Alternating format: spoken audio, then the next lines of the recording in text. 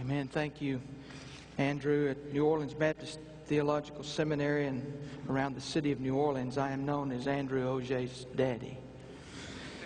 And thank you, Dr. Kelly, for this wonderful privilege. It's always an honor to stand here. And your gracious introduction the last few times you have had occasion to introduce me and refer to the wonderful years of longevity that we had down in New Iberia, Louisiana. You've referred to me as the Pope of New Iberia. And I'm not sure you aware that there's a tradition when the Pope is in the house that people will bow before him and kiss his ring. So, Dr. Kelly, just kidding. For the time we have together this morning, consider with me motivators for leadership longevity. Our biblical text is Joshua chapter 14, my favorite book in the Old Testament. This section of Joshua, as you're aware, tells the story of Caleb. The historical context of Caleb rewinds us back to Numbers 13. Along with Joshua, Caleb was one of those 12 spies sent out by Moses to investigate the land of Canaan, that territory that had been promised the Israelites after their escape from Egypt. When the committee of 12 submitted their report, Joshua and Caleb were the only ones of the 12 who expressed a favorable report. 10 of those spies that the land was indeed magnificent, but impossible. Impossible to conquer because of the military might of the inhabitants, impossible to conquer because of the fortified cities, and impossible because of the giants who lived in the land. Yet Caleb, along with Joshua, stood that day against the majority. And Numbers 13 and verse 30 tells us that Caleb said, "We must go up and take possession of the land because we can certainly conquer it." Caleb believed God, but his faith in God's promise and God's ability did not prevail that day. The majority ruled the day, and the Israelites retreated from Kadesh Barnea. Their fear and impossibility thinking caused God to declare that all of the Israelite adults aged 20 and older who had experienced God's deliverance from Egypt and yet had bickered with him in the wilderness 10 times, they died without ever seeing the promised land, except for Joshua and Caleb. Numbers 14:24 confirmed God's promise concerning Caleb. "But since my servant Caleb has a different spirit," I want you to remember that. "Since my servant Caleb has a different spirit and has followed me completely, I will bring him into the land where he is gone, and his descendants will inherit it." Joshua 14 is the fulfillment of that promise. So look with me as we read, beginning in Joshua 14 and verse 6. The descendants of Judah approached Joshua at Gilgal, and Caleb, son of Jephunneh the Kenizzite, said to him, "You know what the Lord promised Moses, the man of God, at Kadesh Barnea about you and me.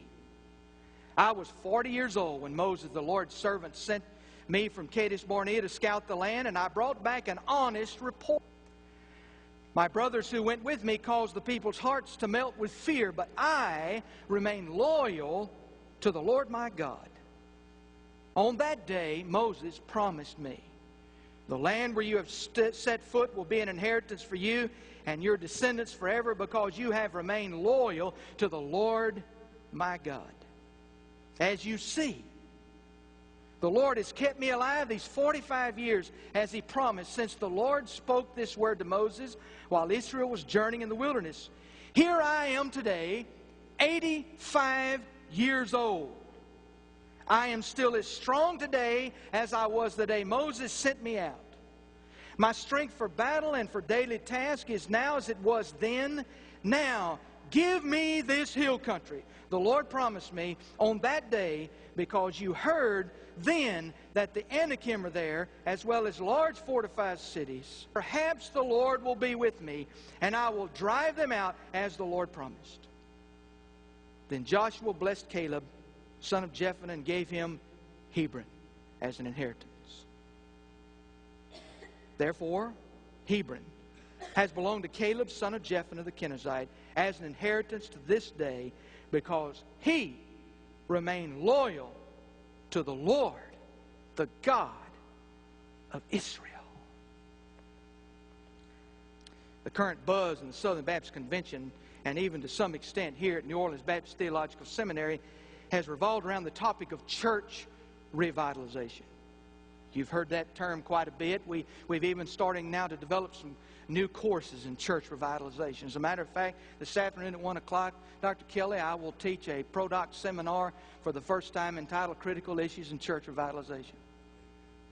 So we've been talking about it. We've been hearing about it. Depending on which research report you might examine, between 70 and 90% of all Southern Baptist churches are experiencing plateau or decline. Dr. Bill Day's most recent update indicates 90%. Now, as I tell my students in pastoral ministry class, if this is the case and you're headed toward a vocational ministry position in a local Southern Baptist church, what is the chance that you're going to end up serving a church in desperate need of revitalization? Pretty good, huh? Several research projects have been developed recently, including Olson's The American Church in Crisis, Stetzer and Dodson's Comeback Churches, and Rayner's Breakout Churches.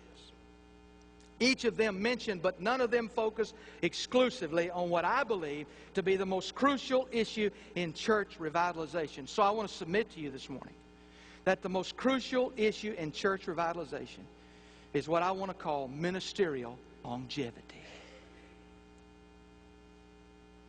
Now, Dr. Kelly, I've been doing a little study on this, and prior to 1950, for the data that we have from churches, the average pastoral tenure in the Southern Baptist Convention was 12 years. Currently, the average pastoral tenure in the Southern Baptist Convention is approximately 3 years. Tom Rayner in Breakout Churches does conclude that although long pastoral tenure is not the single answer to struggling American churches, he does say, and I quote, long tenure is one of the key requisites for churches to move from mediocrity to goodness to greatness. And by the way, the average pastoral tenure of Rayner's Breakout Churches is 21 and a half years. That ought to tell us something. Now, I'm just one pastoral leader. I'm just one seminary professor. I'm just one denominational leader. But as the old kids say, I have to imagine in my mind, as if you could imagine anything everywhere else. But I get to imagining in my mind what would happen if we could double the Southern Baptist Convention pastoral tenure by the year 2020 from 3 years to 6 years. What if we could just double it? What impact could that have on church revitalization, or church turnaround, or church breakthrough? I'm just thinking about that. Now, let me hasten to share a couple of qualifiers to my questions. Number one, I'm certainly not minimizing the effect of tenure in other ministry staff positions. While I don't have the data on the average tenure of other ministerial staff positions, I do think that increasing ministerial longevity in general would produce the same effect as pastoral tenure. And if we took those two together, wow, what kind of effect could they produce if not only pastors but those who serve in our churches would go and stay longer? Second qualifier, I'm also aware of the volatility in church ministry today. Sometimes unfortunate and even unfair circumstances make it impossible to stay in a particular ministry context. Just before I walked over here, I received a phone call from one of our Doctor of Ministry students who was weeping on the phone as he described for me what happened last night in his church when he was blindsided and sabotaged by a group of people who thought it was his time to go. And we talked about that, and I tried to encourage him as much as I could, and I prayed with him over the phone, and I hung up the phone and I said, okay, God,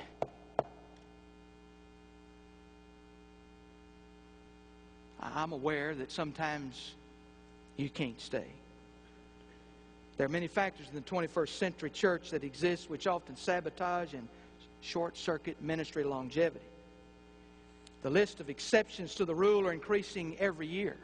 However, I'm still convinced that if more pastors and ministers embrace the attitude that you're not free to leave until you're free to stay, If you embrace the attitude that the first sign of trouble is usually not a sign to leave. If you would embrace the attitude that God's grace is sufficient for every situation. If you would embrace the attitude that quitting is often not an option because God's call is irrevocable, then I believe ministerial longevity can be reversed. And I'm just going to tell you right now, I'm going to put my mark right here and tell you that for as long as I've got left on planet Earth, I'm going to sing. And I'm going to try to see if one person can do something to maybe help people understand that if you go and plant your life somewhere and God gives you longevity, you can make a difference in that church. You can turn it around.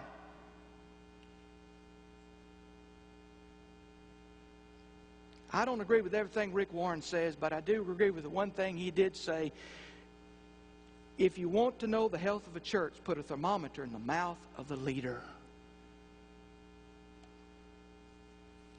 Caleb is one of my favorite Old Testament leaders because his life and testimony model for us 4 motivators for leadership longevity. Let me run through them very quickly for you. The first motivator for leadership longevity is a dream. A dream. Now go back again at the text and look at Caleb's response to Joshua. In verse 6, Joshua, you know. Now he's reminding him, Joshua, just the 2 of us, but you know what the Lord promised Moses, the man of God at Kadesh Barnea, about you and me. You know, Joshua, he said, I was 40 years old when Moses, the Lord's servant, sent me from Kadesh Barnea to scout the land, and I brought back an honest report.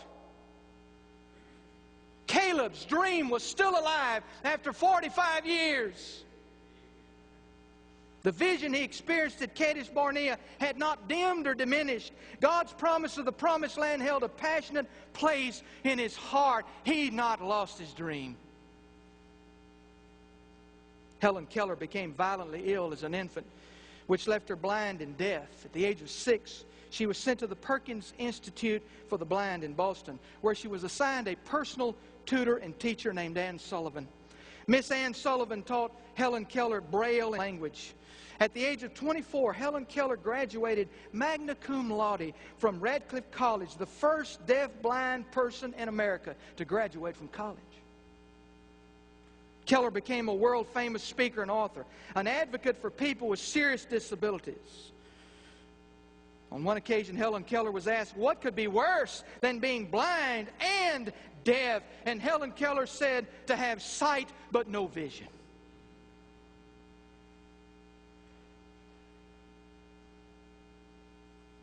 For those of us called by God, empowered by God, and extended the privilege of standing on the promises of God, perhaps the most serious leadership tragedy that exists today is that we have sight but no vision. We see, but we don't get it.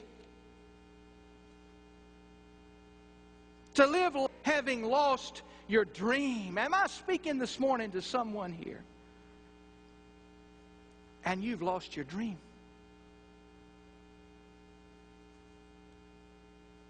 What's your dream? I know you got one. God doesn't put a call in a man or woman's heart unless He gives him a dream, a vision for the ministry to which He's called him.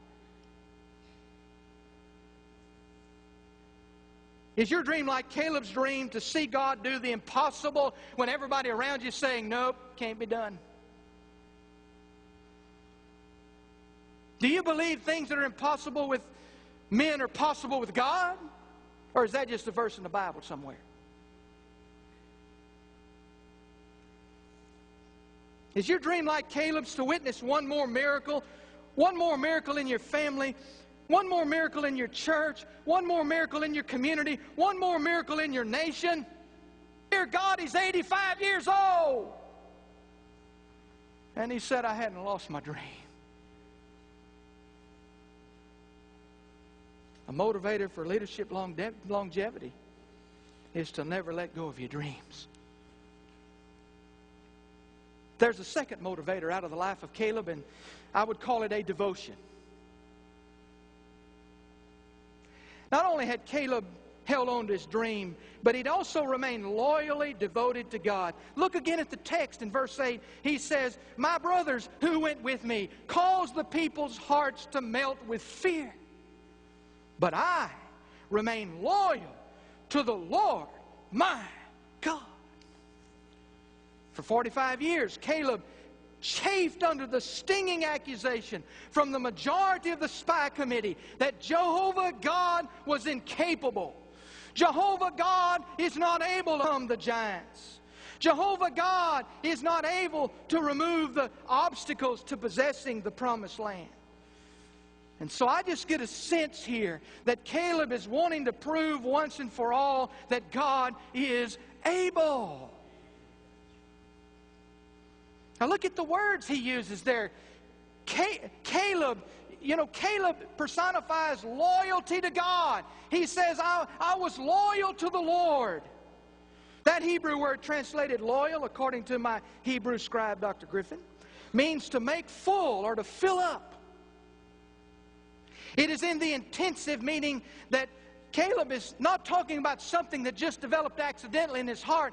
He's talking about something that he intentionally let reside there for these 45 years. He said, intentionally, I have remained filled with loyalty. And it's in the perfect tense in the Hebrew, meaning a completed action in the past. See, Caleb is saying, I settled this 45 years ago. I settled this in my heart, and that I was going to be fully and wholeheartedly devoted to God. And for these last 45 years, I've been living out of that devotion. Wow. Or as we would say on the bayou, cool.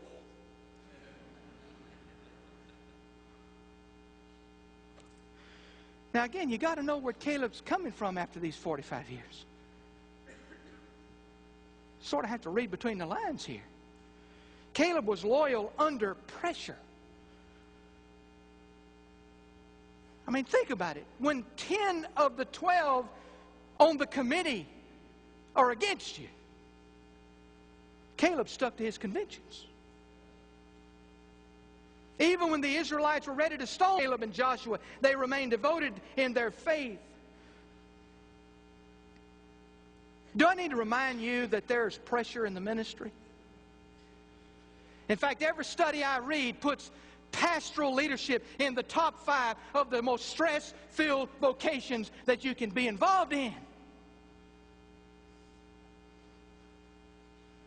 Well, some of you say, well, thank God I'm not going to be a pastor. You ever tried to lead from the second chair?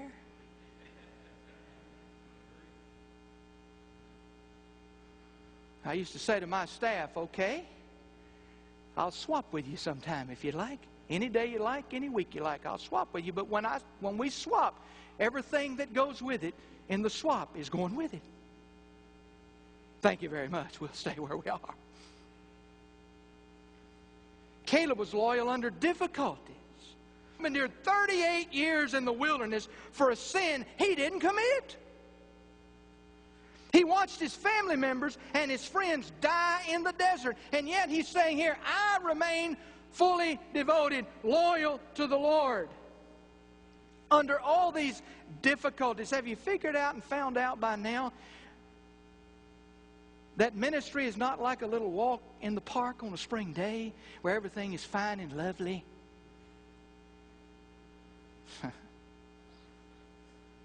Furthermore, he remained loyal under the shadow of another leader. We often forget about this, but Caleb had just as much right to replace Moses as Joshua did. And yet he wasn't the one picked. He lived under the shadow of another leader. And yet he followed God and served Him faithfully in the assignment that God had given him. Dr. Kelly mentioned that I've spent all of my life in ministry in South Louisiana. Not really a hotbed for Baptists. Not even anywhere close to the Baptist belt. Not even anywhere close to the buckle of the belt. When you serve God for as long as I had in a place where Baptists are not really in the majority and you're really in the minority, sometimes you get to wondering, has God forgotten about me down here? I sort of lived in that shadow all of my life. I mean, can you imagine what it's like to sit in doctoral seminars with Chuck Kelly and Jerry Barlow and Steve Eccles? I used to look around the room, Dr. Kelly, and before you were Dr. Kelly, and I would say, what am I doing in here with these guys? Because even back then, you knew Chuck Kelly was going to be somebody. And then I go down there to New Iberia, and I just say, Lord, if this is where you assigned me, I guess, okay, and stayed 14 years. And I can't tell you how many times I woke up and looked around me and said, what am I doing still here? My friends, they got these big churches over in the South and over in Georgia and Alabama, you know, and they got these big churches, man. They got these big salaries and they got this big staff. You know, I never had enough staff to do everything you needed to do. I never had an educational director. I was it. I said, what am I doing here? And the Lord just had to say, you're right where I assigned you, so get over it. And you're not free to leave here until you're free to stay here, and I want you to stay.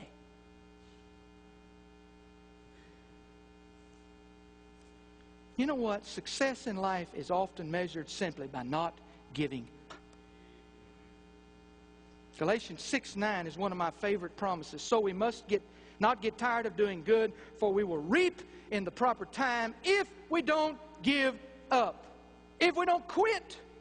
So what have you given up on? What would it take for you to quit? We need more Calebs who will stand up and stand firm and say, I, Caleb, remain loyal to the Lord my God.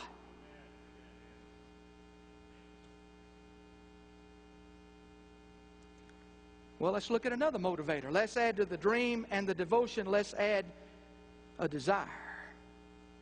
Caleb was motivated by his dream, his devotion, and his desire. Again, let's look back at the text. The text tells us what we need to know always.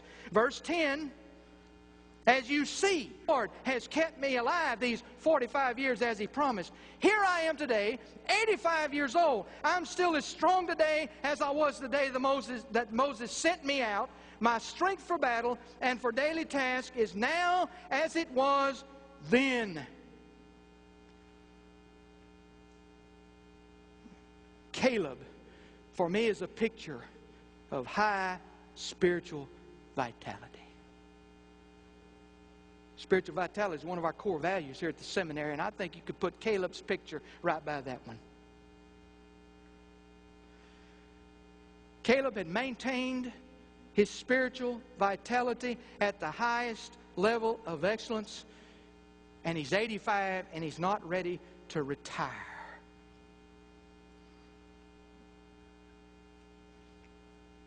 The worst attitude in the church is a retirement mentality.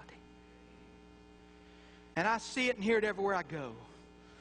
That at a certain age, we've earned the right to sit back and let the younger people do it. When the Bible tells us over and over again that the older are to lead and teach the younger, and yet most of our senior adults are sitting in the bleachers on the sidelines saying, I've done it, now it's time for the young people to do it. And the older I get, the more I believe that age is mind over matter. If you don't mind, it doesn't matter.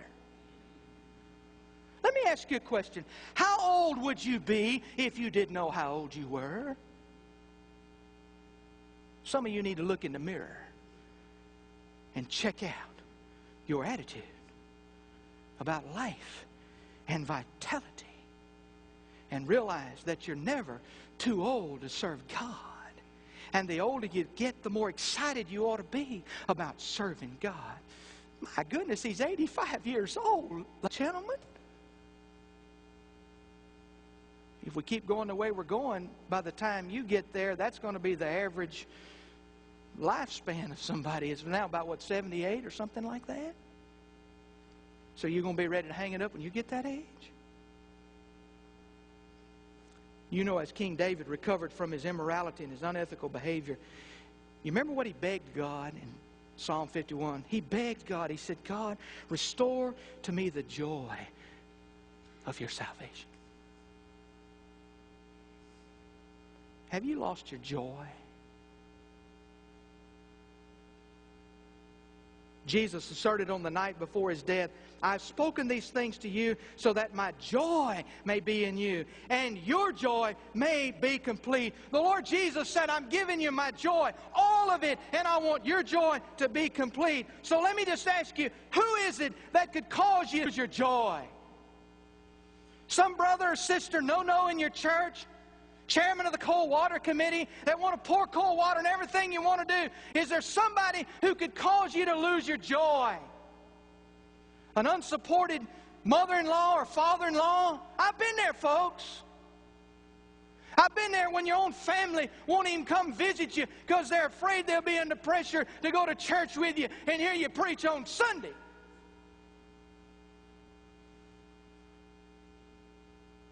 Something like that cause you to lose your joy? What is it that could cause you to lose your joy? You say, well, I can handle anything, but not that. And you hear somebody going through something, you say, oh, thank God I ain't never had to experience that. You see, here's the deal. Lose your joy, lose your spiritual vitality. Lose your spiritual vitality, lose your courage. You mark it down. And when you lose your joy and your desire for spiritual vitality is gone, and when your desire for spiritual vitality is gone, then your courage is gone. And when your courage is gone, you are finished no matter what your age is. So, are you motivated by a dream, a devotion, and a desire like Caleb? One last one, a determination. Caleb was motivated by determination. Again, let's look back at the text. Verse 12. Now give me this hill country. I like the King James Version there. Give me this mountain. Give me this hill country. The Lord promised me on that day. Remember, we read the promise out of Numbers at the beginning of the sermon. Now give me that hill country the Lord promised me on that day. Perhaps the Lord will be with me and I'll drive them out as the Lord promised. When I think of Caleb, I think of a survivor. He and Joshua were the only two survivors of their generation. Don't ever miss that. Every one of their peers died in the wilderness. They're the only two left. Don't miss out on that. And Caleb had seen it all. Slavery, Egypt, Red Sea, golden calf, manna, the death of Moses, the conquest of the land. He'd seen it all. But even though he's seen it all, he's more determined than ever to claim the promise. He's not looking back on the problems or the disappointments. He's moving forward. Herman was driving down the interstate when his own star car phone rang.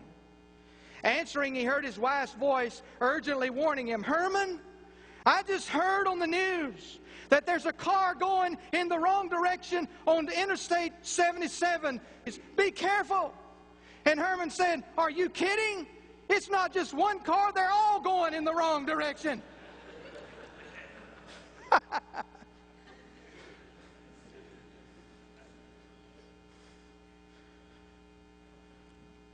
What will keep you motivated toward leadership longevity is a determination to keep moving forward in the right direction.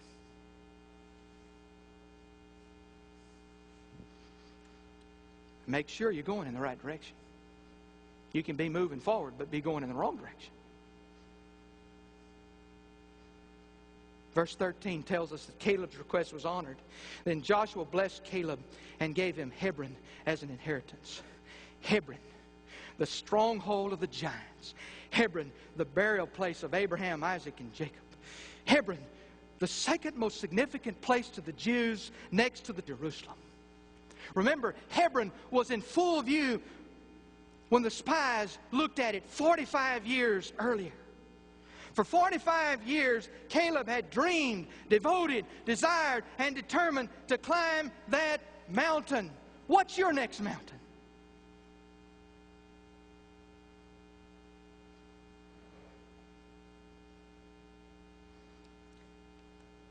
I leave you with my greatest fear. My greatest fear is that I might become a ministry casualty. What motivates me to keep my dream, what motivates me to keep my devotion, my desire, and my determination is the fear that one day they'll be talking to me and they'll be saying, "Did you hear that Reggie Ogea left the ministry?"